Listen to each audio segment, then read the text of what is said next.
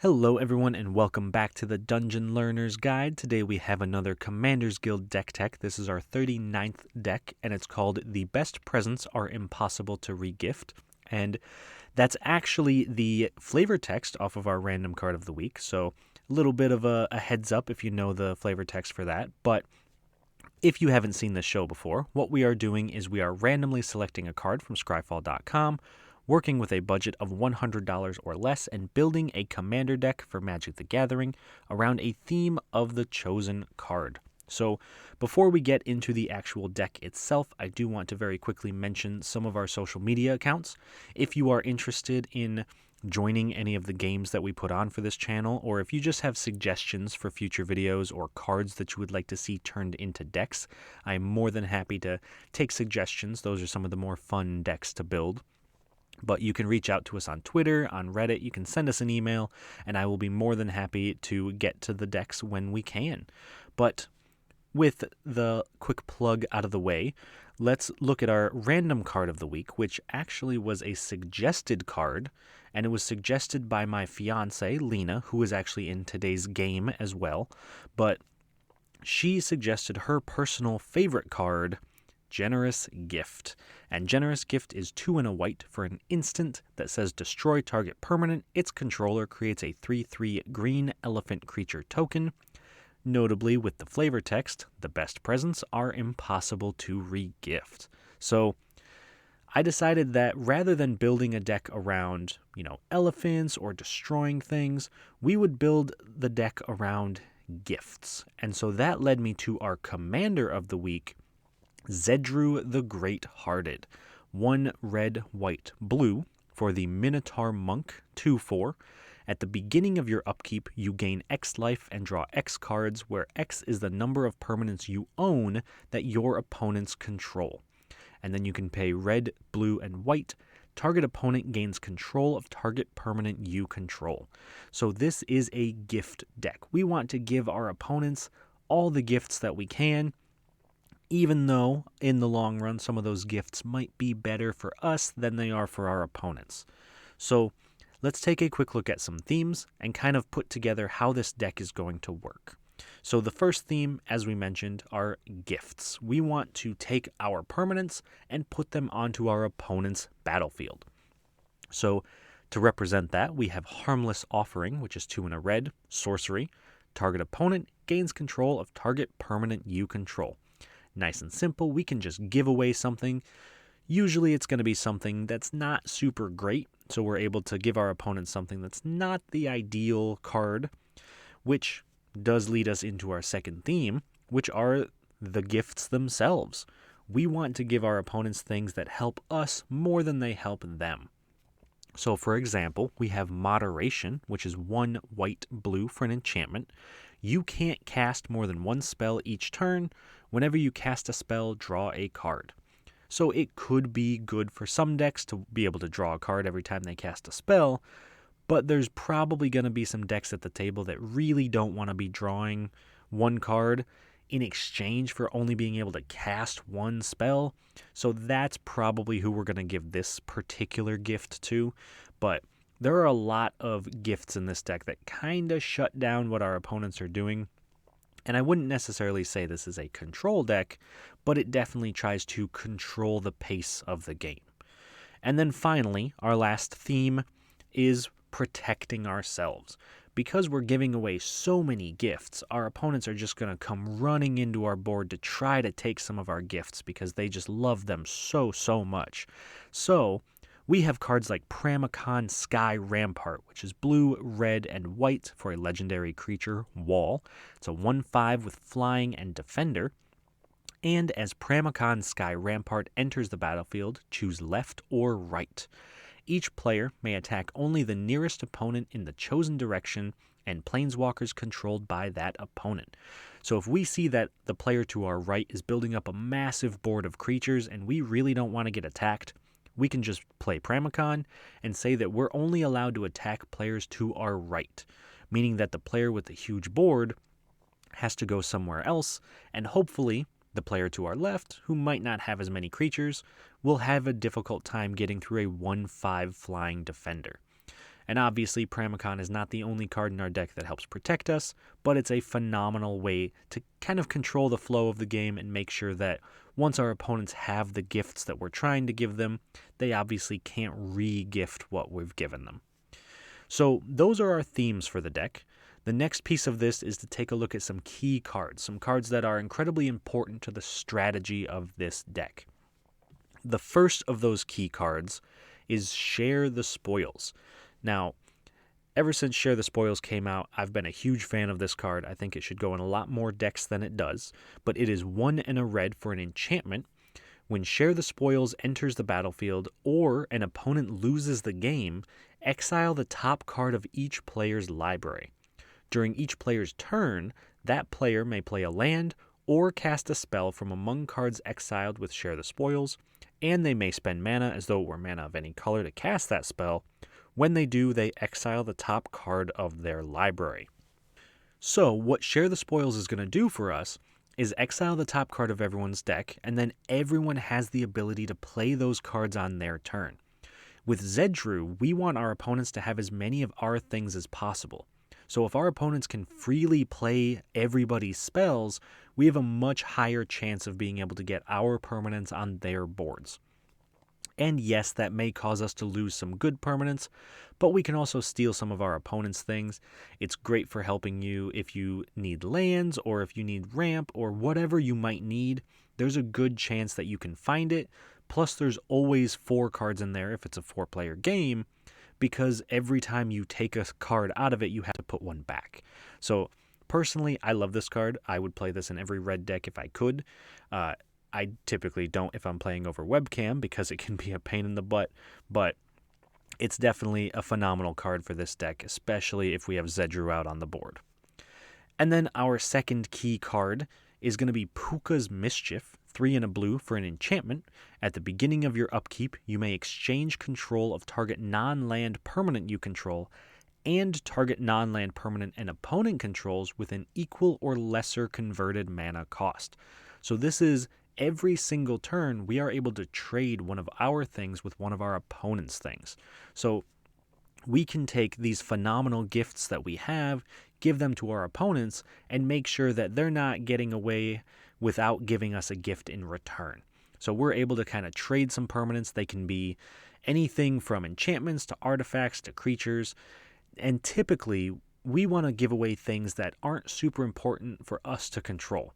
And a great example of that is actually Share the Spoils itself. We can use Puka's Mischief, give away Share the Spoils, and even though we don't control it, the effect is still on the board. So we're able to still get some of the value off of it, and we can do this every single turn. And then finally, our last key card in the deck is Jace, Wielder of Mysteries, 1 blue for a 4 loyalty legendary planeswalker Jace. If you would draw a card while your library has no cards in it, you win the game instead. +1, target player puts the top 2 cards of their library into their graveyard, draw a card. And -8, draw 7 cards. Then, if your library has no cards in it, you win the game. So this doesn't seem like a very obvious include for this deck, but I did want to highlight Jace because 1, he is a win condition for this deck. We actually draw a surprising number of cards, so having Jace is a pretty decent way to win the game if it comes to it. And 2, it's a great way to just draw cards every single turn. As long as our opponents aren't attacking it, we get a free card draw every single turn, and even if our opponents do attack it, that's attack that isn't coming at our face and can kind of save us a little bit of life. So Jace does a little bit of everything that we really want him to do. Now, those are our key cards, and we mentioned our themes, we've talked about our commander and our random card of the week, but there are some cards that work super well together, some cool interactions in this deck, and I want to highlight a couple of those because there's a lot of inner workings to this deck that might not be necessarily obvious at first glance. So the first of which is going to be between Howling Mine and Alhammaret's Archive. So we mentioned giving away gifts, and sometimes our gifts take the form of card draw.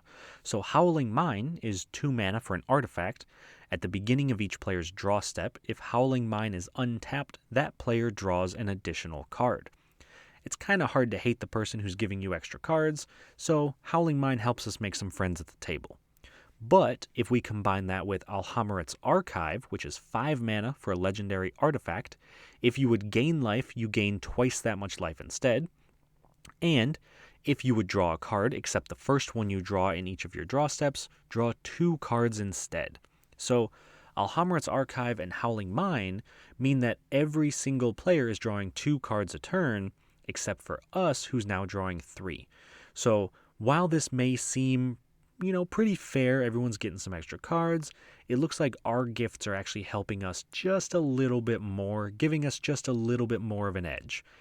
And Alhammarret's Archive pairs incredibly well with our commander too, because since Zedruu cares about the permanents we control being under other players' control, and it then gains us life and draws us cards, Alhammarret's Archive basically just doubles everything Zedruu is doing.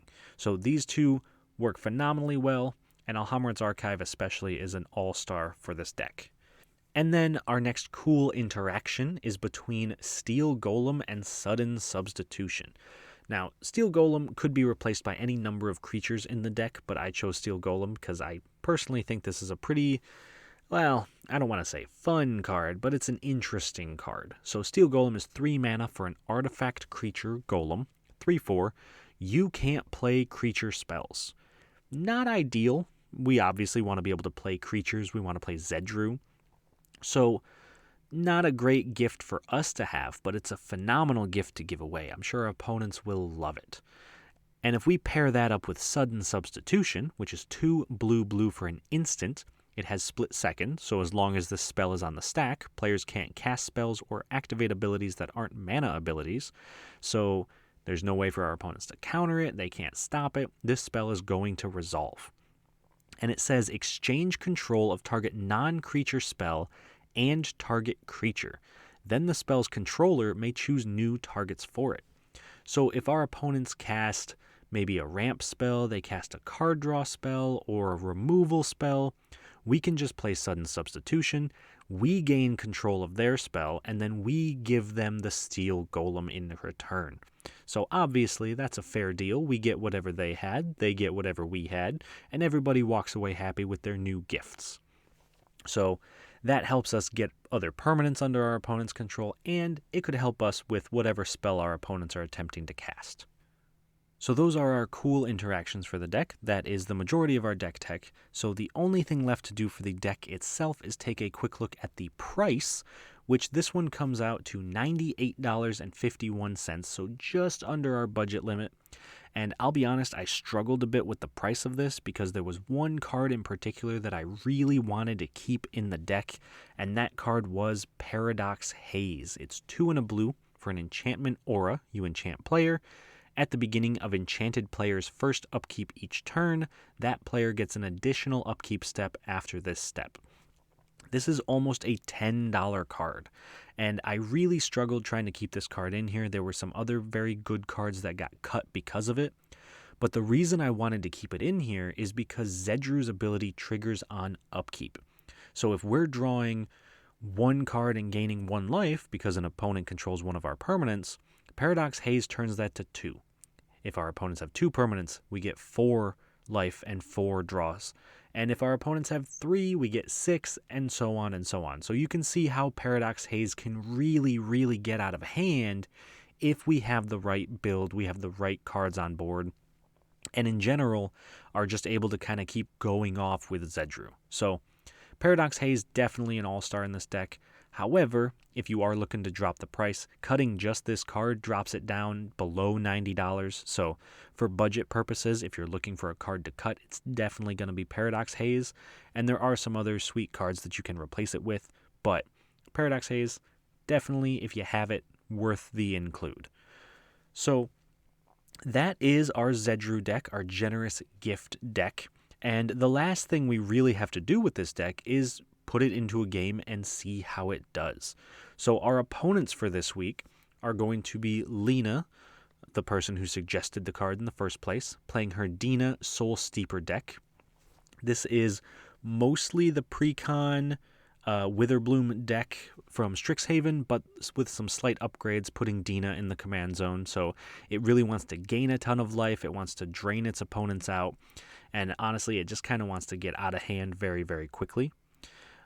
The other opponents, we have Shadrix's Silverquill, who is being played by Nina. And yes, I know we have Lena, we have Nina, we have Dina. Trust me, recording the gameplay is probably going to trip me up a few times. But Shadrix has shown up a couple of times on this channel along with Nina. This is a very powerful commander. Even though it is mostly a Silverquill block deck, there's not a ton of cards in the deck that aren't from the Strixhaven set. So Shadrix is going to get very big very quickly and just kind of keep swinging into her opponents, trying to knock them out of the game. And finally, we have Tanazir Quandrix being played by Kyle, who is also returning onto the channel. And this is one of the other... Oh, look at that. They're all actually from Strixhaven. I didn't actually notice that before I started recording this, but all of our opponents are playing commanders from Strixhaven, so that's pretty cool. But Tanazir is the Elder Dragon that wants to be putting +1/+1 counters on it. So this is the Quandrix commander. And what Tanazir is trying to do is build up a ton of counters, put them on all the creatures that they can. And Kyle's hope is just to build a massive board and just swing into his opponents. So definitely some big threats at the table this week. Hopefully we can use things like Ghostly Prison or Pramicon to kind of lock down some of the attacking, make sure that we can't get super hurt in this, but we'll see how it goes. I hope you guys enjoy the game, and I will talk to you all once it's over. At the start of the game, Lena goes first, followed by Nina, myself, and then Kyle.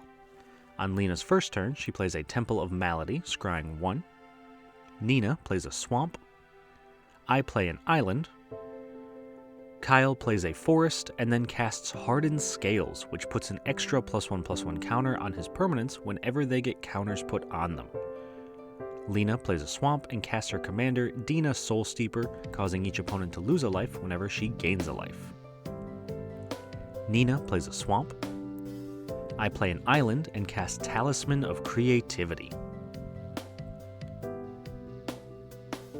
Kyle plays an Island, and then casts Experiment 1, followed up by Cloudfin Raptor, both of which have evolved so they get a +1/+1 counter whenever a creature with greater power or toughness enters under Kyle's control. Lena plays a Tainted Wood, and then attacks Nina for 1 with Dina. Nina plays an Archway Commons. I cast a Share the Spoils, exiling the top card of each player's library and allowing any player to play any of the cards exiled with mana of any color, but forcing them to replace it with the top card of their library if they play any of the cards. This winds up exiling Paradox Haze, the Biblioplex, a Swamp, and Witherbloom Pledgemage. I then play Kyle's Biblioplex, replacing it in the Share the Spoils with a Pramicon Sky Rampart. On Kyle's turn, he plays a Forest and passes. Lena plays a Command Tower and casts Ancient Craving, drawing 3 cards and losing 3 life, before attacking Nina for 1 with Dina. Nina casts a Dark Ritual, making 3 black mana and letting her cast her commander, Shadrix Silverquill. She then moves to combat, putting a +1/+1 counter on Shadrix and letting Lena draw a card and lose a life.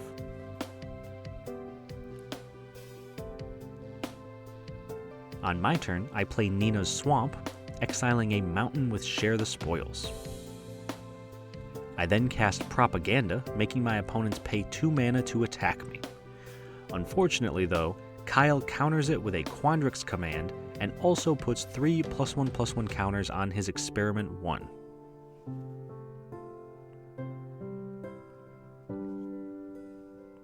Then on Kyle's turn, he plays a Temple of Mystery, scrying 1, and follows that up by casting Mask of Avacyn before passing. Lena plays a Forest and casts Cultivate, putting a land into play and 1 into her hand. She then casts a Prosperous Innkeeper, making a treasure token and gaining a life whenever a creature enters under her control.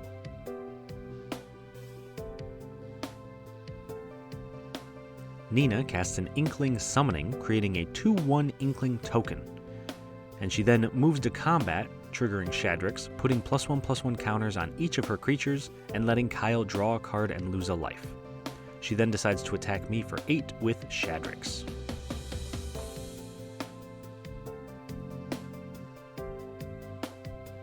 On my turn, I play a Mountain, and then exile a Jace, Wielder of Mysteries with Share the Spoils. I also cast Pramicon Sky Rampart, making it so each player can only attack the player sitting to their right, which then has me exiling Djinn of Infinite Deceits to Share the Spoils.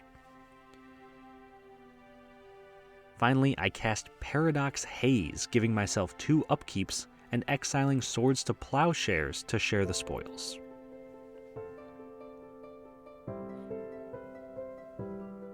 On Kyle's turn, he plays an island, and then casts Primal Empathy, which puts a +1/+1 counter on a creature in his upkeep, unless he has the biggest creature, then instead he draws a card. Lena plays a forest, and then casts Arcane Signet, which is quickly followed by an Epicure of Blood, which makes each opponent lose a life whenever she gains a life, and this then triggers the Innkeeper, gaining her a life and making each opponent lose 2 life from her 2 other creatures. Lena casts a Sparring Regimen, letting her untap an attacking creature and put a +1/+1 counter on it each time she attacks. She then moves to combat, putting counters on all of her creatures, and letting Kyle draw a card and lose a life. She then attacks Lena for 14 while Sparring Regimen untaps Shadrix and puts another counter on it.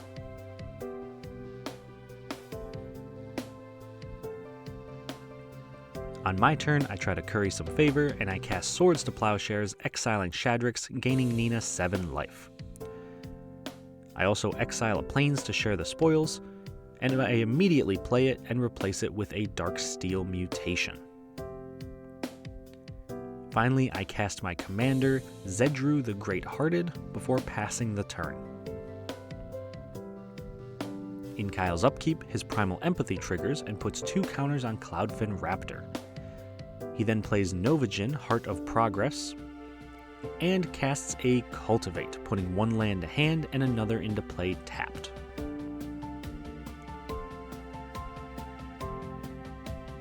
Finally, he equips Mask of Avacyn to Cloudfin Raptor, giving it hexproof and +1/+2, and then passes. Lena casts an Alhammarret's Archive, doubling her life gain and draw triggers, and then she casts a Blood Researcher, which gets a +1/+1 counter whenever she gains a life, which immediately happens as it enters, gaining Lena 2 total life, making each opponent lose 2 life, and putting a counter on the Researcher.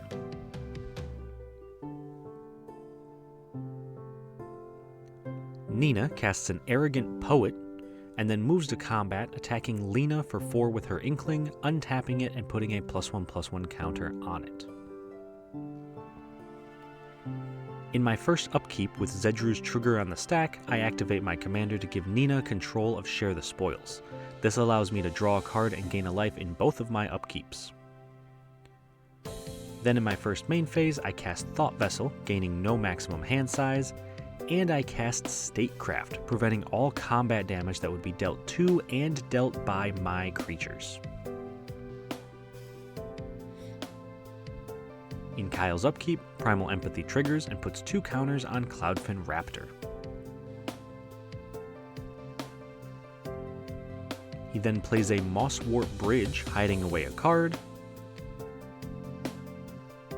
and casts his commander, Tanazir Quandrix, doubling the counters on Cloudfin Raptor, and in order to protect his commander, he moves the Mask of Avacyn over to Tanazir.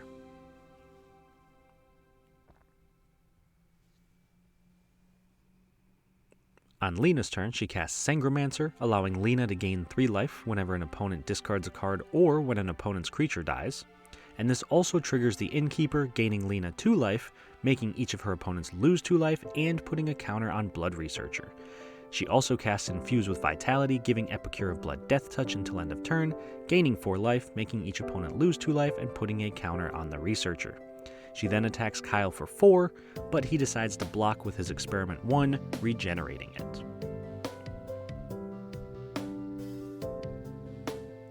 On Nina's turn, she casts a Lash of Malice on her Inkling, giving it +2/-2. And she quickly attacks Lena for 6, untapping the Inkling and putting a counter on it. In my upkeep, with the Zedruu trigger on the stack, I activate my commander to donate Statecraft to Kyle. Then, Zedruu draws me 4 cards and gains me 4 life across both of my upkeeps.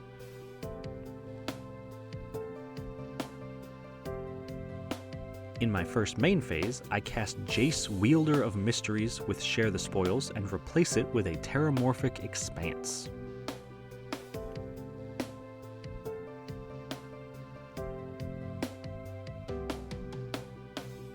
I activate Jace's +1 ability to mill Lena for 2 while I draw a card.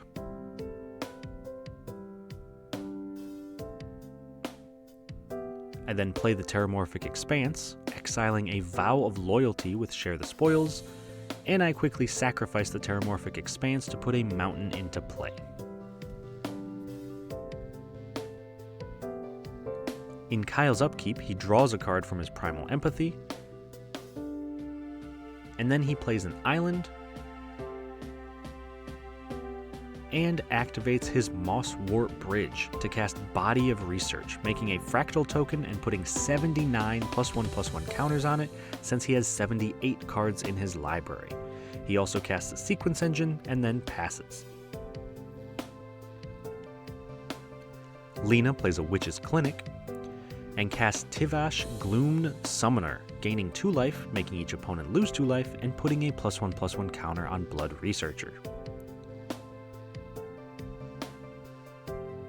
She then attacks Kyle with everything she has, but he blocks everything except the Innkeeper, taking only 1 damage.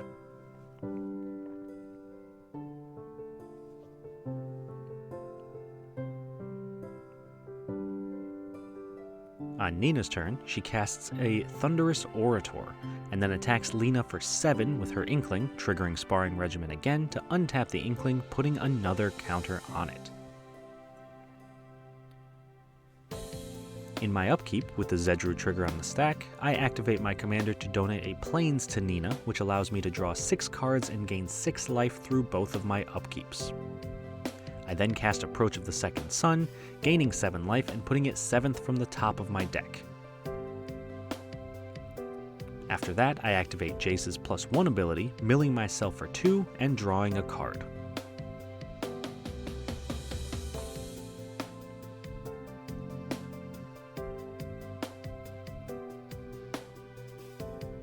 In Kyle's upkeep, his Primal Empathy draws him a card, and he then casts Eureka Moment, drawing 2 more cards and putting a Rogue's Passage into play from his hand.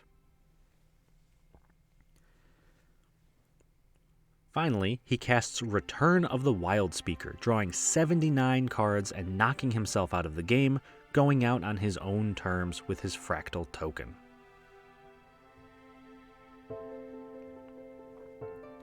Lena plays a Swamp, and then casts Guillaume Master Chef, gaining 2 life, making each opponent lose 2 life, and putting a counter on Blood Researcher.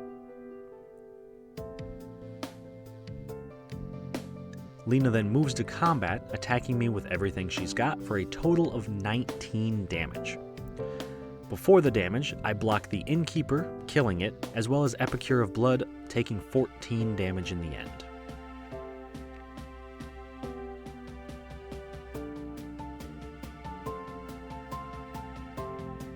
Nina casts a Spectre of Fens, and then moves to combat, attacking Lena for 12 damage in the air, untapping and putting a counter on her Inkling with Sparring Regimen.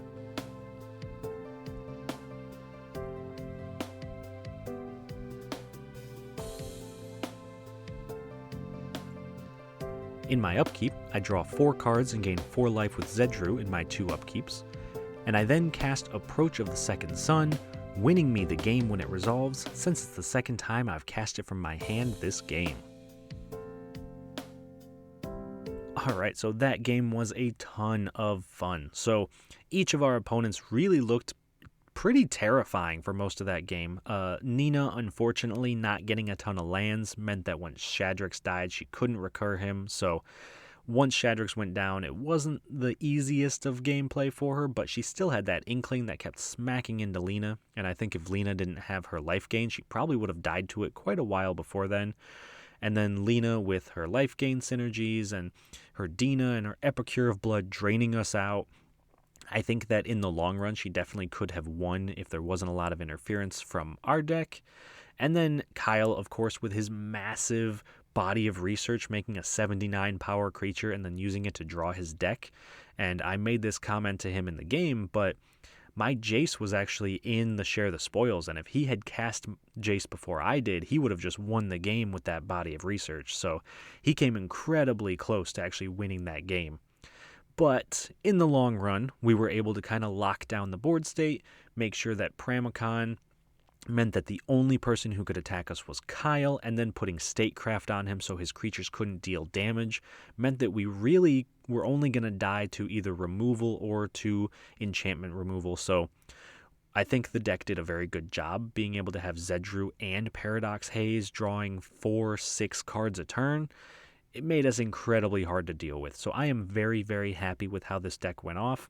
And now, unfortunately, Lena has said that she wants this deck for the future, so there's a good chance I now get to get beaten up by this next time. So we'll see how that goes. But I hope you all enjoyed the game. I hope that you enjoyed the deck tech and the actual gameplay itself.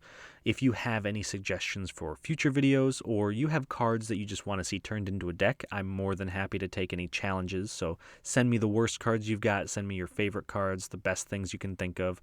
I'm always all for that. So like I said, I hope you enjoyed it, and I will see you all on the other side of the Dungeon Learner's Guide.